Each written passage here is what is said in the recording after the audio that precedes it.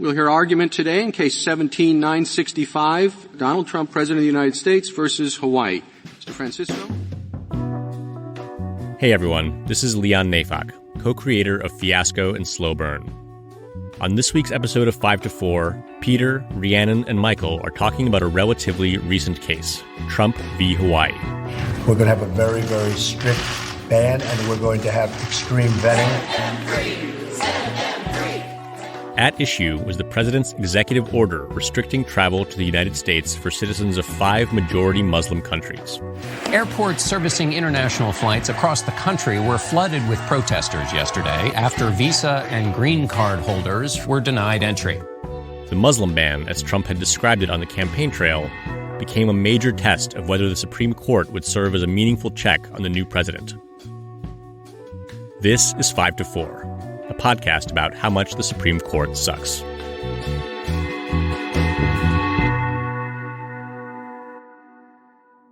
All right, welcome to 5 to 4, where we dissect and analyze the Supreme Court cases that have eaten away at this nation like termites in our floorboards. Nice. That's a good one. Yeah. Thank you. I am Peter, Twitter's the law boy, and we are recording from coronavirus quarantine. So I am in my girlfriend's closet, and from a separate closet across New York City, we have Michael. That's right. I'm in my own closet. And from a studio in a part of the country that is apparently not worried about this at all, Rhiannon. Hey, guys. Well, look, as we've said on Twitter, we're never going to stop production. It doesn't matter if some of us die. Oh, God. No matter what. I don't care what happens to this country. We are going to be just shoving this podcast down our listeners' throats for months to come.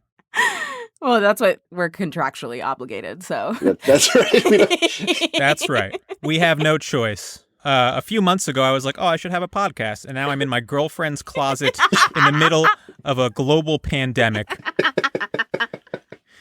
So today we are covering Trump v. Hawaii, better known as the travel ban or the Muslim ban case, where the Supreme Court in a 5-4 ruling upheld the validity of the Trump administration's proposed restrictions targeting predominantly Muslim countries.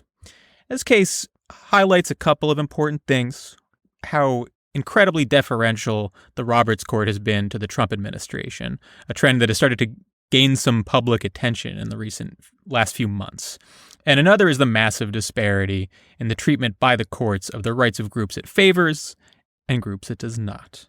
And together, these have sort of combined to allow the court in this case to almost completely disregard the fact that Trump openly touted the travel ban as a Muslim ban and accept on its face the administration's claim that the ban was in fact a matter of national security concern. So, some of you may recall that as a candidate for president and following the San Bernardino attacks, Donald Trump stated that he was calling for, quote, a total and complete shutdown of Muslims entering the United States until our country's representatives can figure out what the hell is going on, end quote. And at the time, some commentators thought that maybe this suggested a bias against Muslims. Yeah. And those are firebrand commentators. Right. Yeah. Liberal, elite, yeah, politically correct. Right. Losers. And legal commentators pointed out that such a policy would likely run afoul of several amendments to our Constitution. Notably the first one, with its promise of freedom of religion. That's a big one. It's right up top, and people were concerned. And, you know, I want to note that the phrase, until we can figure out what is going on, has always been incredibly funny to me, because it implies that at some point in the future, there might be like a eureka moment concerning what's going on with Muslims. And after we figure it out, they're allowed to come again. Yeah. Well, no, as someone with a Muslim family, like, maybe it's time to tell you guys, like, there's something going on with us. And you'll find out. Stay tuned. Yeah. No, I bet we will. So Trump dials the language down, right? As the election cycle goes on, I guess like his lawyers sit him down, like Rudy Giuliani sits him down and is like, we can't ban them all. So we're going to have to do something else. In what must have been just an unbelievably lengthy conversation with Donald Trump. And, you know, they're like, but, you know, we can ban a bunch of Muslims. Don't worry, dude. We're going to do it.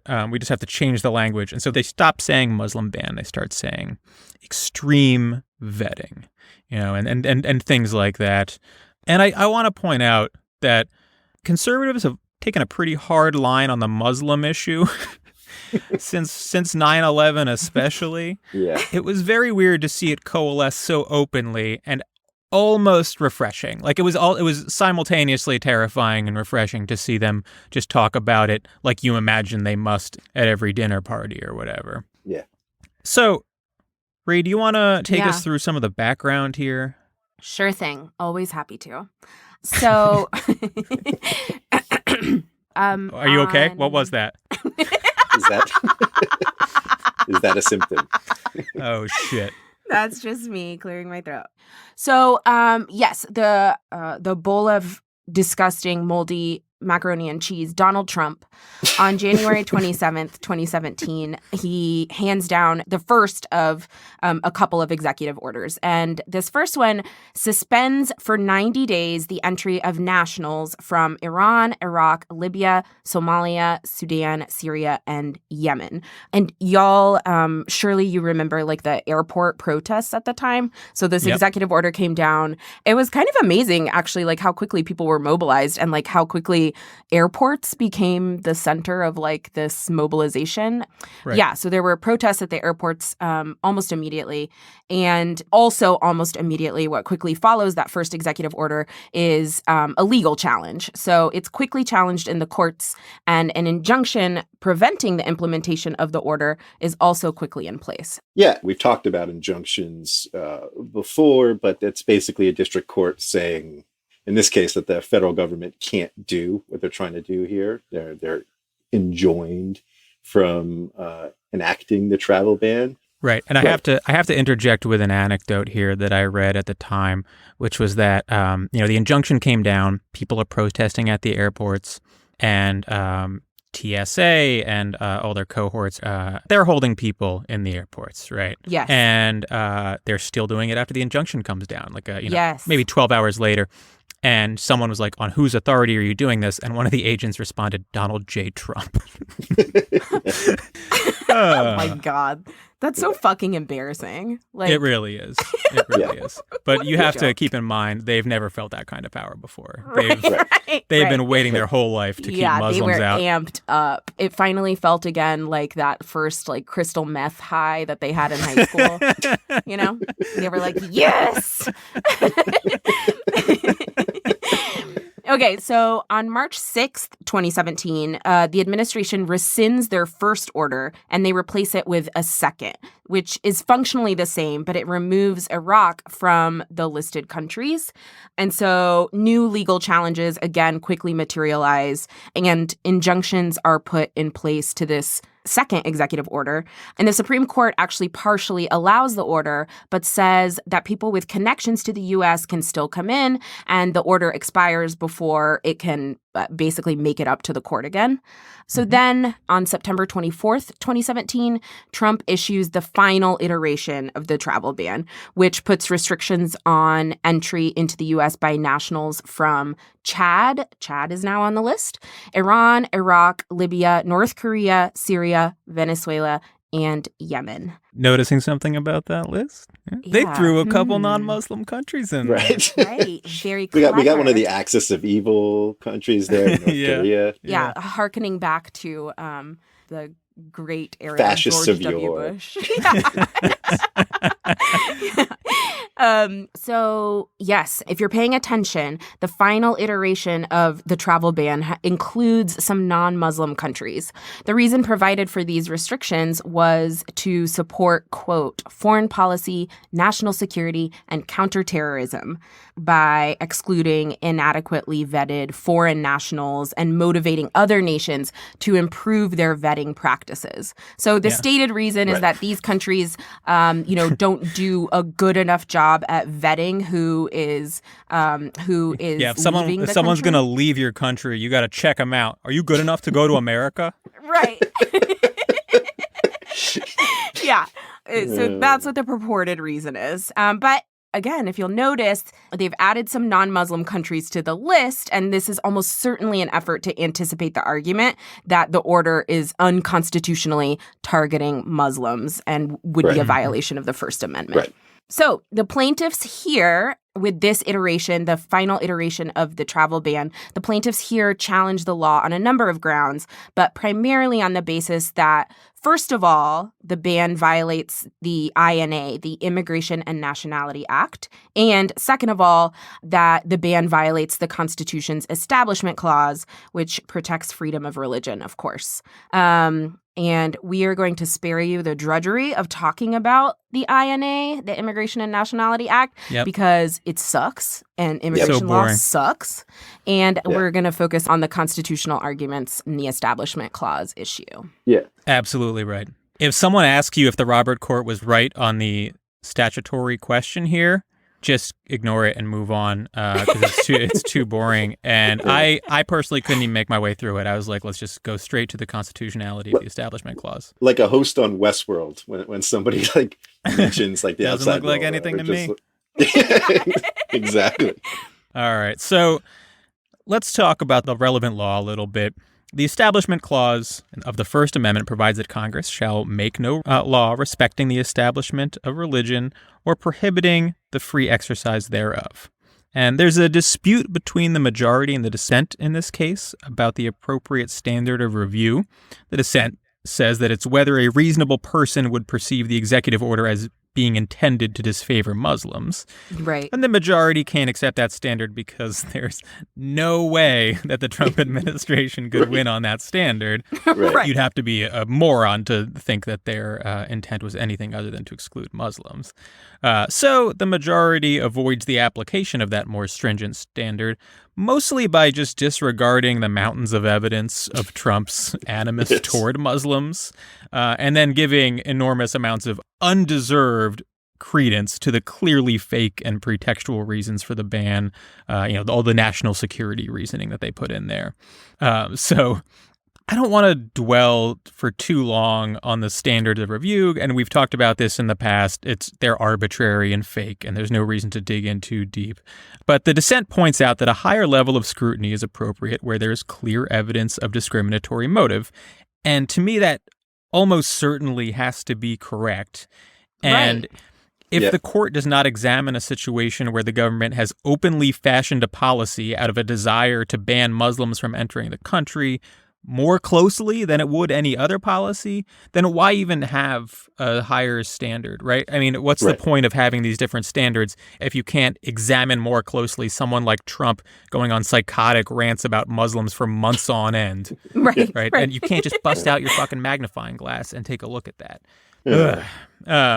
So the first thing that the majority opinion does, and it's all the usual suspects in the majority, right? You've got Roberts writing it, Alito, Thomas, Gorsuch, and Kennedy. One of the last things he did before the Federalist Society walked him out the back. And told the kids that he was going off to play on a farm. So the first thing the decision does is kind of go on and on about the executive branch's discretion in matters of national security. We talked about this in the states' rights context, and it's the same sort of thing, but judges will do this a lot when they're dodging the fundamental question. The question is not, does the executive branch have broad national security powers? The question is whether this order violates the Establishment Clause of the First Amendment. Right. No matter how broad the president's authority is with respect to national security, It cannot, by law, violate the First Amendment. So any discussion of like the general national security power is, in my view, mostly a distraction. And the one thing I'll say about it is that sometimes the nature of governing calls for flexibility in these regards. We've talked about this in the speech context, but there's a case to be made that the content and context of speech, for example, needs to involve the weighing of the government's interests against the value of the speech. But that sort of flexibility is, in my view, much less applicable in this context. And the idea that we might have to allow the government some leeway to discriminate against Muslims for national security reasons is, I think, maybe the exact reason the Establishment Clause is in place to begin with. Yes. Yeah, exactly.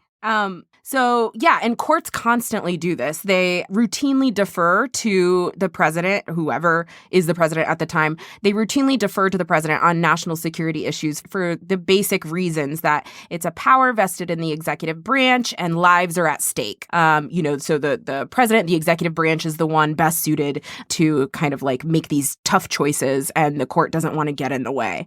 But at the same time, the court has been happy to wade into issues of legislative prerogative with massive public health implications, right? So we talked about the court hampering Obamacare's Medicaid expansion, and like that clearly impacts the health and safety of, tens of thousands, hundreds of thousands, millions of Americans, way more than whatever like shitty half-baked travel restrictions came out of the genius brains of like Rudy Giuliani and his best friends. Right. Like, I'm not super pacifistic on this stuff, but you could literally just arm ISIS with AKs and put them on every American beach and let them run wild for a few months, and they would not have anywhere near the death toll of the denial of the Medicaid expansion by the Roberts Court. Right. And in the immigration context, the national security deference, it's got a special name. They call it the Plenary Powers Doctrine, and it's especially shitty as well. It's got like a really particularly racist pedigree. Roberts really leans into it in this case. And we'll talk about that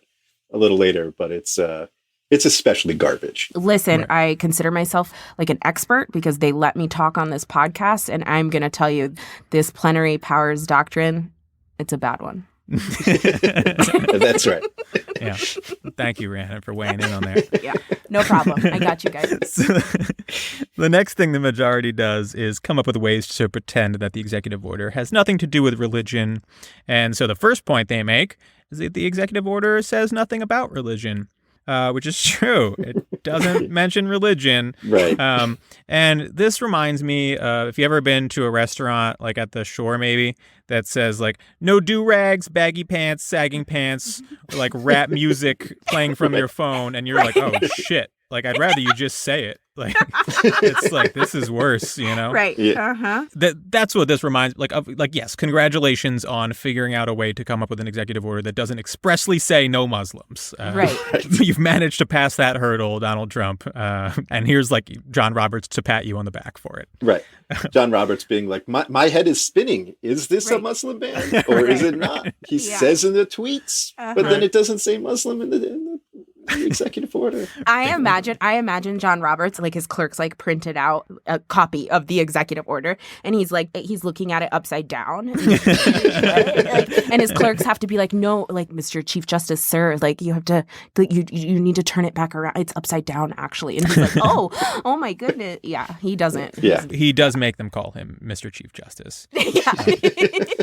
So it needs to be said that despite the fact that this ban targets a handful of predominantly Muslim countries, as well as a couple of non-Muslim countries, there is genuinely no question that this is the mutated, modified version of the original proposal for a general ban on Muslims, right? Right. The majority opinion doesn't really question that idea.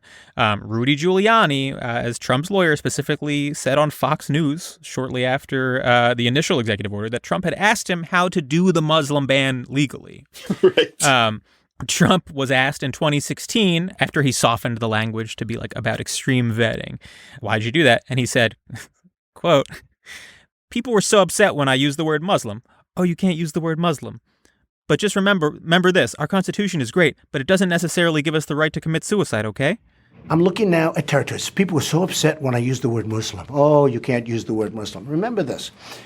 Our Constitution is great, but it doesn't necessarily give us the right to commit suicide, okay?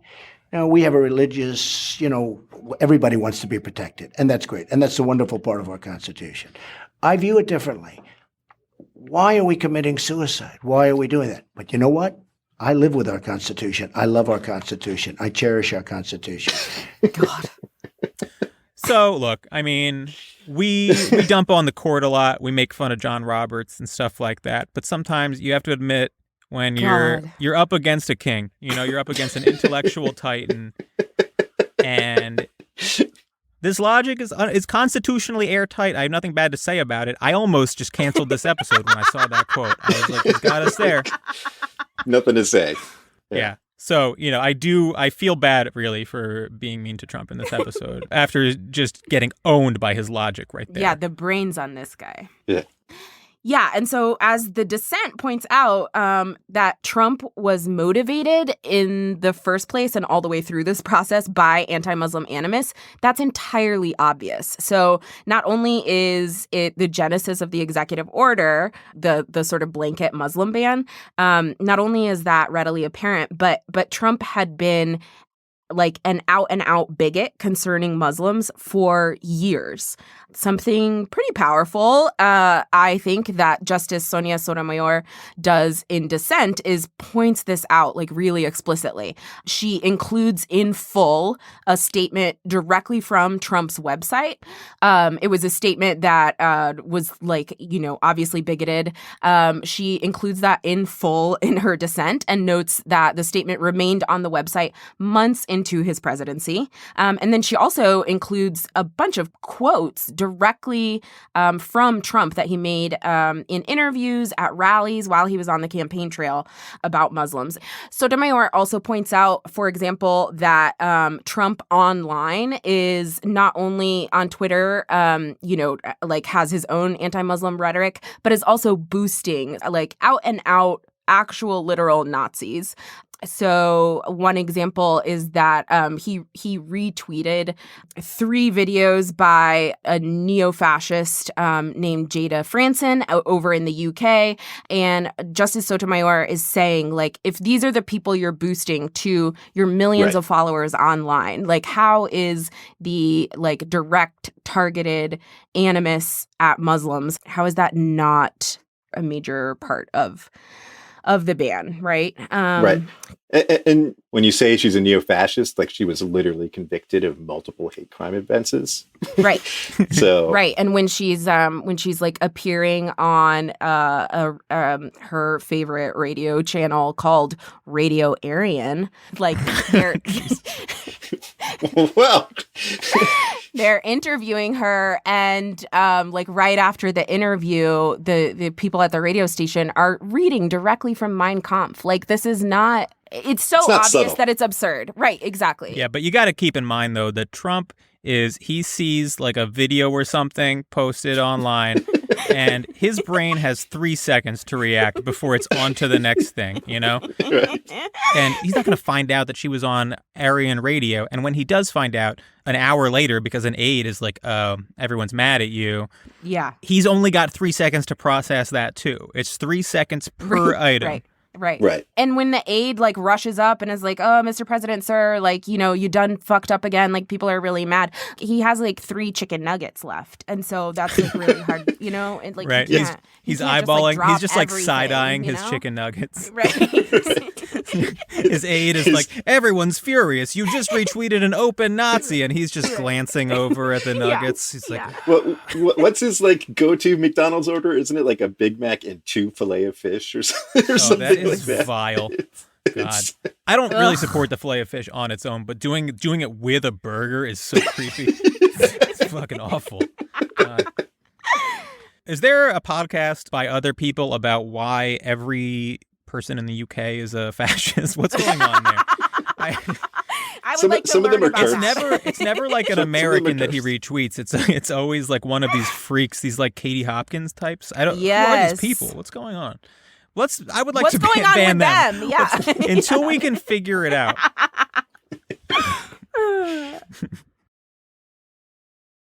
Okay. And Justice Sotomayor says, Trump's animus against Muslims specifically had been evident for years, right? It wasn't just with this executive order that we're suddenly questioning, like, maybe this guy has a problem with Muslims and he's trying to do like a Muslim-specific thing. Back in 2011, Trump was publicly questioning, then President Barack Obama's religious beliefs and his place of birth, right? Right. Donald Trump and made him... it says something, by the way, I'm sorry to cut you up, but it says something that there's so much animus in this country towards Muslims that Barack Obama had to pretend that he wasn't one. Oh, man. So proud to be a part of this podcast. He was questioning, of course, Barack Obama's birth certificate, saying in a radio interview, I have no idea if this is bad for him or not. Perhaps it could be, where it says religion. He's talking about like on the birth certificate, where it says religion, it might have Muslim. Yeah, and if you're a Muslim... That classic part of the birth certificate. Yes. Where it says best friend Osama bin Laden. Throughout 2015, when Donald Trump is on the campaign trail, the anti-Muslim rhetoric is crazy obvious and explicit. He says in a campaign town hall in New Hampshire, oh my God, do you guys remember this? A man in the audience shouts out, "We have a problem in this country. It's called Muslims. And we know our current president is one." Yeah. And Trump responds, "We're going to be looking at a lot of different things to address this problem." A lot of people are saying that, and a lot of people are saying that bad things are happening out there. We're going to be looking at that and plenty of other things. Later in 2015, he pledges at a campaign rally to kick out all Syrian refugees, most of whom are Muslim, because they might be banding together as a secret army. He says, quote, they might be. You have to admit they might be. You can't rule it out. Right. He says, quote, "They could be ISIS. I don't know. This could be one of the great tactical ploys of all time. A 200,000-man army, maybe. This could make..." It's the ultimate Trojan horse. First, you have a war in your country that completely destroys it. And then you all travel to one country that you subsequently attack from the inside. Right. It's extremely elaborate. Peter, Trojan horse. It sounds like you and Trump are on the same wavelength because the punchline to that was, quote, Trump says, "This could make the Trojan horse look like peanuts." Somehow I don't think I ever heard that. That's incredible. And so, this stuff is obvious. It's well documented. He was saying it in interviews. He was saying it in rallies. He says we're going to ban Muslims from coming in the country multiple times. Yeah. I mean, the real underlying theme in the majority opinion is that they have this like cartoonish level of credulousness towards the administration's claims, right? The Trump administration is saying that this policy is not for legal purposes the manifestation of Trump's continuous references to a Muslim ban, but is in fact a policy necessary for national security reasons. And it's one of the most transparently dishonest positions you could take. Taking it should be the death knell of your argument here. Right. Right. But the court treats it as legitimate for what I think is really just no credible reason. And it's important to recognize that this provides a framework moving forward for the executive branch to enact discriminatory policy. Exactly. Even if there's clear evidence that the real kind of driver of a policy is racial or religious animus, as long as it's facially neutral and there's some ostensible national security justification, you're good to go. Roberts, in his opinion, mentions that this only impacts a small percentage of the Muslim population worldwide. But like that, it doesn't matter. It doesn't matter if you just impacted one guy. Right. If the reason is that he's Muslim, that's a violation of the Establishment Clause. You can't be like, well, look, this is just Abdul. That's my boy Abdul over there. Sorry, Abdul, you're fucked. You can't come here. But because it's just him, that's not a constitutional violation. That doesn't fucking work. If the reason is the religion, then it's unconstitutional, period. Right. And the opinion just like totally glosses over that, does not engage with that argument at all. The very first sentence of the syllabus, I don't know if you guys saw this, but the syllabus is like a section that kind of summarizes the court's holding at the beginning of published opinions by the Supreme Court. First sentence, it says, In September 2017, the president issued proclamation number 9645, seeking to improve vetting procedures for foreign nationals traveling to the United States by identifying blah, blah, blah, blah, blah. Jesus Christ. They Just have assuming the conclusion right up Exactly. top. They've assumed the conclusion. Right. They've assumed the administration and President Trump's argument for why it's okay. And they're already assuming it in the background facts, setting up the case that we're just trying to improve the immigration vetting procedures. That's it. Right. And look, as extreme and reactionary as this decision is, it's totally consistent with like 130 years of Supreme Court precedent. Yes. There's definitely like some nerd out there who has like had steam pouring out of his ears and his face red because we like mentioned the plenary powers doctrine and then just like cruised past it. Because that's basically been like the green light for the government to be racist and fascist in the immigration context. Yeah. The first case, 1889, was called Che Chan Ping v. United States, and it was about an immigration law literally called the Chinese Exclusion Act. Which, by the way, right I there. should say, last episode we mentioned that if there's ever a plaintiff that's just like business buzzwords, that's an awful sign. In the late 1800s, if there's a Chinese plaintiff, it's going to be an awful decision. Like you're about to be shocked. Yes. Yeah, absolutely. And so, dear listener, I will leave it as an exercise for you as to whether or not this law sounds racist and what it might be hoping to achieve. But in a shocker, the Supreme Court unanimously found that the Chinese Exclusion Act was constitutional. And they did so on, in part, national security grounds. And this was sort of the genesis of this whole idea. And it says, to preserve its independence and give security against foreign aggression and encroachment is the highest duty of every nation. And to attain these ends, nearly all other considerations are to be subordinated, which is saying, like, fucking throw the Bill of Rights out the window. We're really scared of Chinese people coming and, building the railroad. And so, like, all the justices, or not all the justices, but a majority of the justices on this case were also on the court a few years later when it handed down Plessy v. Ferguson, which is like one of the most hated, maligned decisions in Supreme Court history, where they said, separate but equal segregation is constitutional. But this case is still good law and has been cited many times well into the 1970s. It's still fucking the law of the land. And it's like the sister decision. It's the immigration sister to Plessy. And a more recent example of the court articulating this sort of garbage was human shit stain and known segregationist Chief Justice William Rehnquist in 2003 saying this court firmly and repeatedly endorsed the proposition that Congress may make rules as to aliens that would be unacceptable if applied to citizens. Cute. Yeah.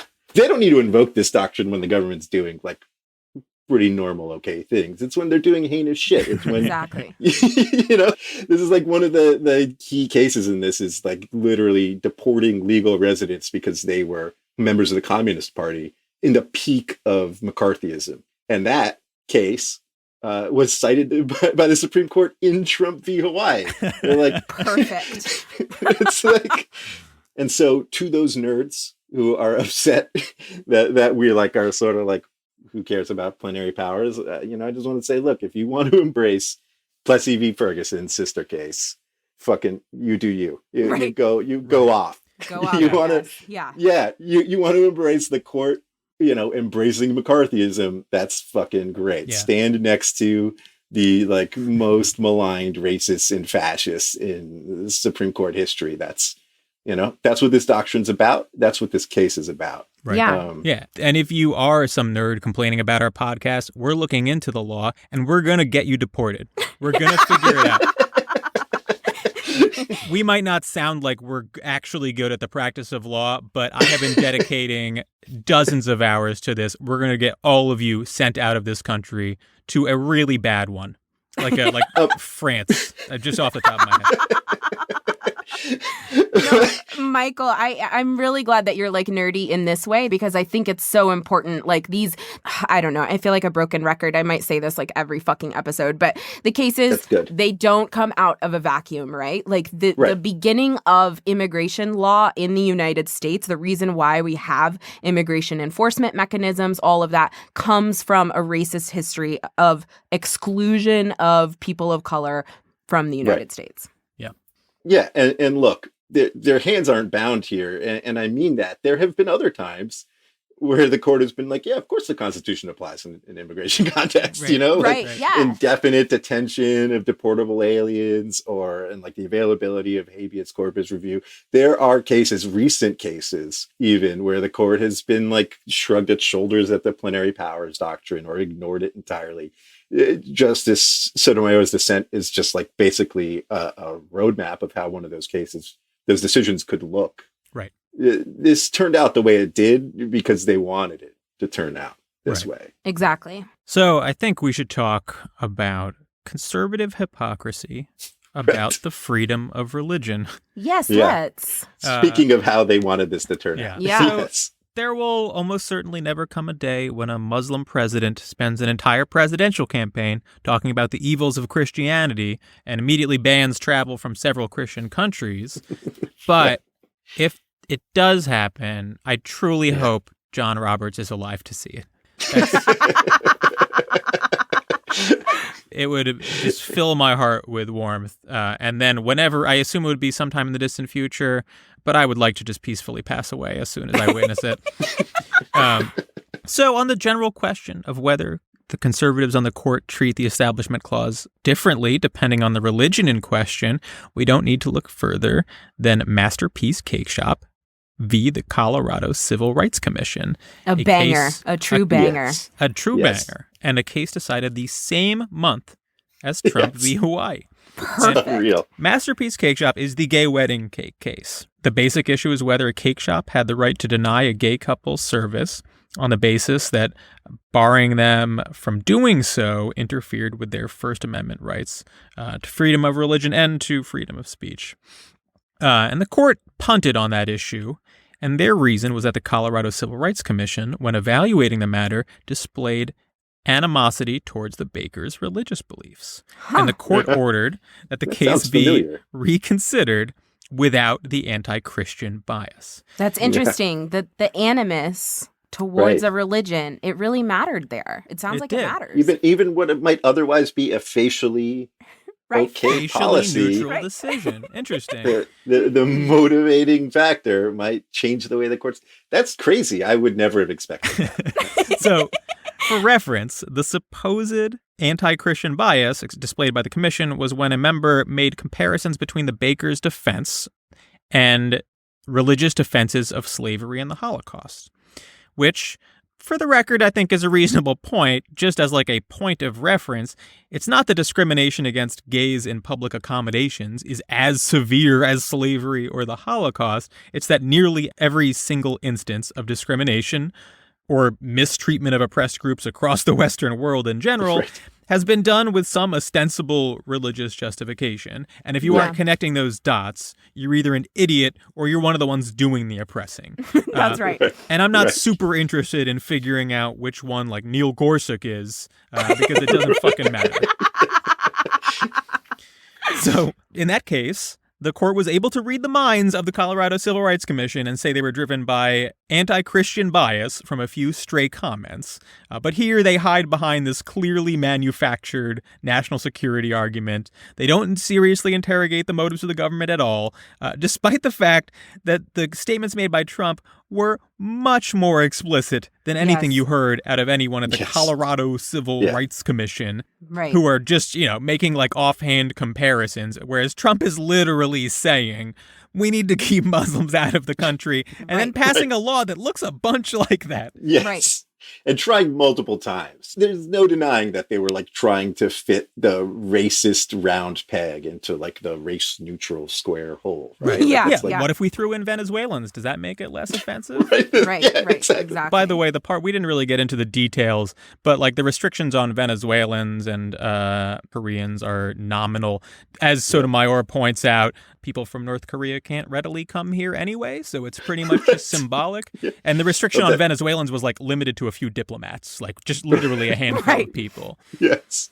So it's pure optics. Yeah, that's right. And the opinion spends a good deal of time sort of talking about how there's exceptions, like there's certain waivers and there's exceptions to this ban. So if you are from some of these countries and you are trying to get to the United States, it's not 100% of people that are going to be banned. You know, there are different mechanisms for letting people in if you're like good enough or whatever. Right. And it's an obsession with like making a clearly bad thing if we can just get it past the end line of like legal, if we can just say like, look, this is law stuff. Look, there are mechanisms for exceptions. There are, this is an executive order. This is plenary powers, right? Like if we can give it this label and sheen of a legitimate exercise of institutional power, then we're good. I'm always left with like, but what did the legal label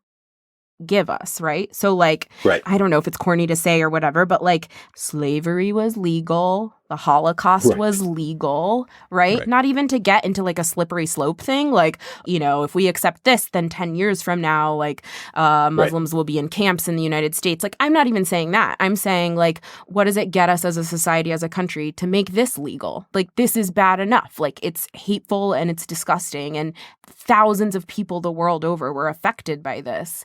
And you know, both the iterative process of the several travel bans, like working their way through the courts, and ultimately the court's decision, I think kind of functions in a similar way that we described the stop and frisk decision functioning, where it's basically like, look, if you want to be fucking racist, this is just how you have to describe it after the fact to like slip in underneath the court's radar, or get us to like turn off the security camera or whatever the fucking analogy is that works. That's what it is. It's not about actually preventing unconstitutional conduct. It's about teaching people how to describe their unconstitutional conduct in a way that sounds constitutional enough to pass muster. Yeah, it's about rubber stamping things, facially, obviously hateful, unconstitutional things as legal.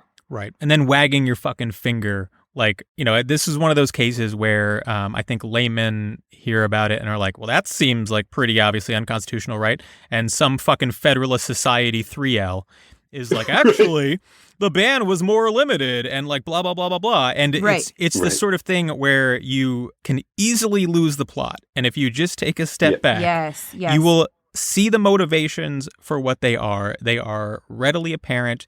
You know, as dumb as we think the five conservatives on the court are, I guarantee you they're fucking smart enough to know that this was designed to harm Muslims. Absolutely. Everyone can fucking see it. And you don't need to pretend that there's some technical reason why we need to look past that. Right. One of the big takeaways here to me is that when it comes to state-sanctioned discrimination, the conservatives on the court have been very willing to sit idly by as long as the victims are groups that they feel are other. And here, because, you know, in the bottom of their hearts, they probably really do believe that Muslims are a security threat and that there's some link between being Muslim and, you know, potential danger to national security. And for over a century before that, in countless immigration cases where, you know, the humanity of people seeking safety and hope is treated like an afterthought next to some abstruse sense of nationalistic pride. Yeah. And you can keep that shit in mind the next time they rule that some weirdo insular freak who has spent his entire life on the side of institutional power has the First Amendment right to, you know, spit at the feet of a gay person in his donut shop or whatever the fuck. Right. And some Federal Society douchebag would also like tell me that what I'm about to say doesn't actually like link up to this case or whatever. But this is also something to remember, like, next week when ICE, the modern fucking Gestapo, like commit yet another atrocity. Right. And there's no judicial review of any of it. It's the same shit. It's the same legal culture. You know, we're engaging in ethnic cleansing at the border, and it's the same xenophobic, racist bullshit that allows it. Right. If you're in the Federalist Society, you see humans suffering, and the first thing you do is look for a fucking technicality. And it's worth noting that every time someone responds to that sort of allegation with like, well, they're undocumented or whatever, the real question is who provides the fucking documents? Because when you say, well, you don't have your papers or whatever it might be, and you're the body that issues the papers, and you're using that as the justification to round them up, kick them out, or occasionally fucking snipe them from across the border, and whatever, the latest atrocity of ISIS you couldn't possibly keep up, then it doesn't fucking matter. There's no substantive difference. Yeah, I mean, like, it also makes me think about the far-reaching consequences many years down the line. So in my world, in the criminal legal world, we are already talking about kids who were kept in cages and what that means for them when they turn 18 and 20 years old, and what that means for our criminal legal system, right? And how the law is going to come down hard on them again. For precisely the trauma that was enacted upon them by the government here. And if you think this is limited to quote unquote illegal aliens, you are fucking kidding yourself. Yeah, that's a good point. First of all, there are literally confirmed cases that you can read in any newspaper of citizens being detained for weeks, months, because they have, Hispanic last names. Not to mention that, like, it is known that ICE is going through actual legal residents or naturalized citizens' histories, looking for any discrepancy they can use to claw back their legal status. And you're kidding yourself. I think I've said you're kidding yourself and keeping your head in the sand a lot. But if you think the courts are going to give you any respite here, I mean, fuck. If the Muslim ban, the thing that's literally known as the Muslim ban, is okay, forget about it. And again, this is immigration and it's national security and it's the same shit. And you'll have the same results if you can even get standing to have your case heard. Yeah.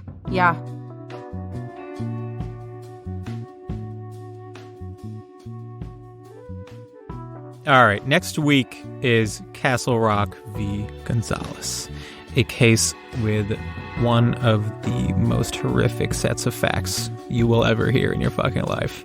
Yeah. And certainly the most disturbing set of facts we've covered so far. Yes. 5-4 is presented by Westwood One and Prologue Projects. This episode was produced by Katja Kumkova with editorial oversight by Leon Nafok and Andrew Parsons. Our artwork is by Teddy Blanks at Chips NY, and our theme song is by Spatial Relations.